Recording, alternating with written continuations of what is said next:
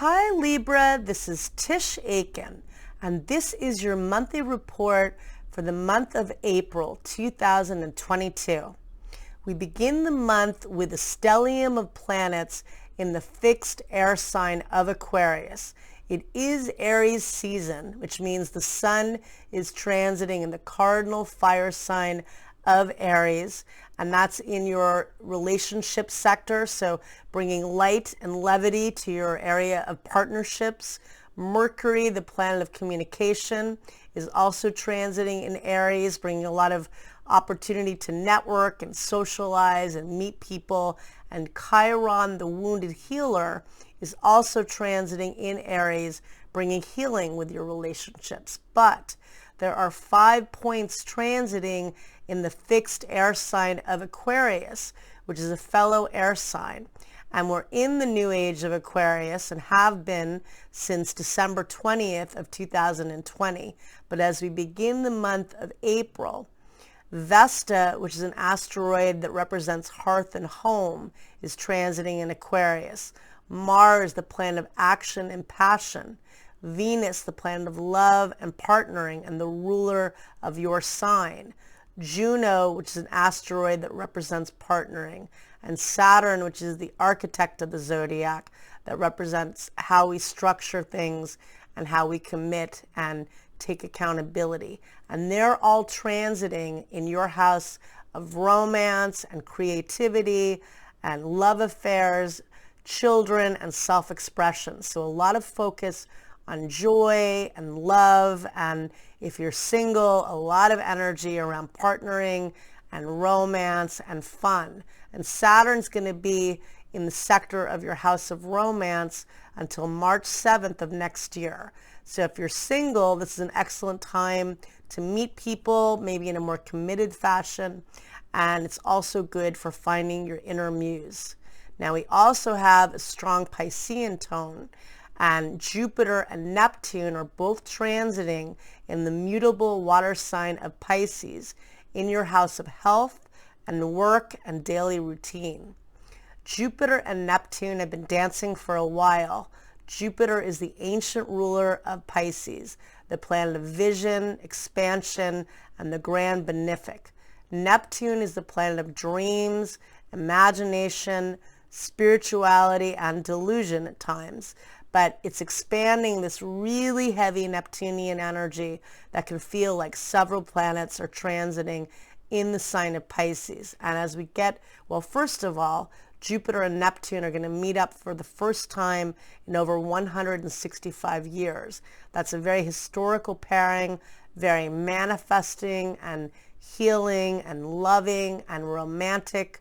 Neptune is the higher octave of Venus, and it represents pure and selfless love. But it also can expand the need to escape, the delusion, the fear. We want to work with the up-leveling, healing, romantic, spiritual segment of it, part of it, So we begin the month, and on April 1st, there is a very powerful and energizing new moon that takes place actually on March 31st Pacific time. It occurs at 11:24 p.m. Pacific Daily Time, and on April 1st at 2:24 a.m. Eastern Daylight Time at 11 degrees and 30 minutes of the cardinal fire sign of Aries in your house of relationships and partnerships. This is a very potent new moon because the sun loves being in Aries. It's exalted and very strong there. It's conjunct Mercury, the planet of thoughts and ideas, so really bringing positive thinking to heal, because Chiron, the wounded healer, is also conjunct this new moon. And again, if you're looking to meet people, if you're single and looking for romance or to meet new friends, excellent energy. This new moon is a really strong new moon in your relationship sector, bringing light and healing to that area. The sun meets up with Chiron at 10:56 p.m. Eastern Daylight Time, bringing more levity and light to the healing process. And on April 2nd, Mercury meets up with Chiron, the wounded healer, at 9:42 a.m.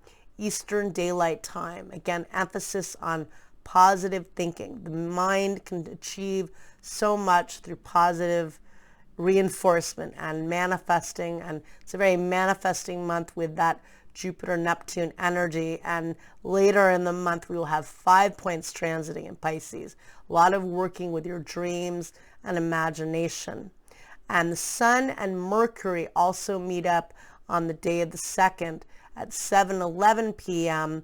Eastern Daylight Time, and that brings more emphasis on planning and thinking and shining in your relationship sector. And then on April 3rd, the moon is transiting in the fixed Earth sign of Taurus, and it meets up with the planet Uranus, which is the planet of surprise and the unexpected, at 1:47 p.m. Eastern Daylight Time. That can be a very unpredictable day. It could bring unexpected situations with money, or perhaps with emotional situations, could bring some insights, but it's an erratic day because, that's one of the biggest influences of the day. So it could be a little unpredictable. And then on April 5th, Venus, which is the ruler of your sign, changes signs and enters the mutable water sign of Pisces at 11:17 a.m. Eastern Daylight Time, where it will be until May 2nd in your house of work and health and daily regimen. So bringing love and creativity to your habits, to your work, and taking care of yourself, taking care of your health. And on April 7th, Mercury and Saturn make a good aspect in the sky at 8:37 a.m. Eastern Daylight Time. And that's good for you for relationships and romance and good solid communication, which relationships require. So that's a nice solid energy. On April 8th, there's a very special energy. Jupiter, which is the luckiest planet, forms a very helpful aspect to the North Node of Destiny. And that occurs at 3:21 a.m. Eastern Daylight Time. For you, this could bring excellent financial and work opportunities. Pay attention to what comes up at that time and to whom you meet around that time. It could bring very fortuitous and lucky connections. On April 9th, Jupiter and Neptune are now really building up in the sky. The moon will be transiting in your sign, and it makes good aspects to Jupiter, which is the planet of abundance, and to Neptune, which is the dream. And Jupiter and Neptune are starting to dance together really strongly from April 9th through April 12th. Very romantic energy, very healing energy. For you, this pairing is in your house of work and health. So if you're trying to revive your career or your habits, if you're again trying to take care of your health, maybe you're trying to lose weight or get into a nutrition program, this is such healing energy. Or whether it's around mental health and wellness and taking care of yourself and just manifesting healing in so many ways in a very broken world. This is such beautiful energy, and one that we will never experience again. Again, it could expand the fear or the emotions. Neptune, well, Pisces is a very sensitive sign, but I think this is incredibly spiritual and romantic, and really manifest whatever it is you're trying to magnetize in your life. Really use those few days and even leading up to it right now to magnetize what you're trying to bring into your world and into your life, and hopefully healing on the collective, because Neptune rules the collective divine. So let's focus on that as well. On April 10th, Mercury squares Pluto, the planet of death and regeneration, at 4:45 a.m. Eastern Daylight Time. And that could bring power struggles and arguments, but I also feel it's in line with the fact that we really have to suspend disbelief and really immerse ourselves in the healing process and in our imagination and in love with the Jupiter-Neptune story. So with the Pluto cycle, the Mercury, I think even though it can be harsh and there can be challenges, it's about eliminating toxic habits, toxic thinking, and toxic communication. So really trying to, purge negative vibes and negative thinking. And then later that day, Mercury changes signs and enters the fixed Earth sign of Taurus at 10:09 p.m. Eastern Daylight Time, where it will be until April 29th in your house of healing and empowerment, death and rebirth, but also debt and taxes and joint resources, really focusing on your finances and also on your healing journey. And on April 12th, Jupiter and Neptune peak and meet up exactly at 23 degrees and 59 minutes of the mutable water sign of Pisces at 10:42 a.m. Eastern Daylight Time. That's a beautiful manifesting energy. And I did have one teacher say once that it's an easy money cycle, and for you it occurs in your house of work. So hopefully it does bring in more money and abundance of all forms. On April 14th, Mars enters the it enters the mutable water sign of Pisces. More Pisces energy because we're getting there. And it's transiting in your house of work, making you very busy and bringing a lot of action and activity to your habits, to your work projects, and getting really focused. And it will be transiting in Pisces until May 24th. So you're going to be really busy and have a lot going on. And then on April 16th, there is a full moon that takes place in your sign at 2:55 p.m. Eastern Daylight Time at 26 degrees and 46 minutes of Libra. This full moon occurs in your house of self and new beginnings, and it could bring endings. A full moon is a culmination, a completion, and a manifestation. Maybe you've been working on something and it takes form, and maybe you release something, but it's also squaring Pluto, the planet of death and rebirth.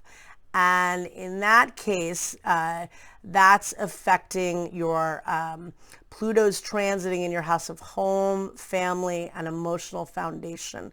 So perhaps you're thinking of a move, or maybe there's some issues with family members, but it's also a time of letting go of things that are blocking you from finding comfort as well. And on April 17th, Mercury and Venus are in harmony and make a nice aspect at 11:09 p.m. Eastern Daylight Time. Good for communication, good for work projects for you, good for healing through spiritual practice. And then, Mercury and Uranus meet up in the sky at 9:51 p.m. Pacific Daylight Time, and on April 18th at 12:51 a.m.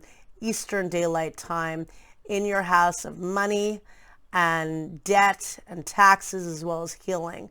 And that could bring unexpected news about your finances, or perhaps, maybe it's bringing up some emotional situations, but it also could bring some innovative solutions to your financial situation. So see what it brings. And then on April 18th, the sun squares Pluto at 11:14 a.m. Eastern Daylight Time.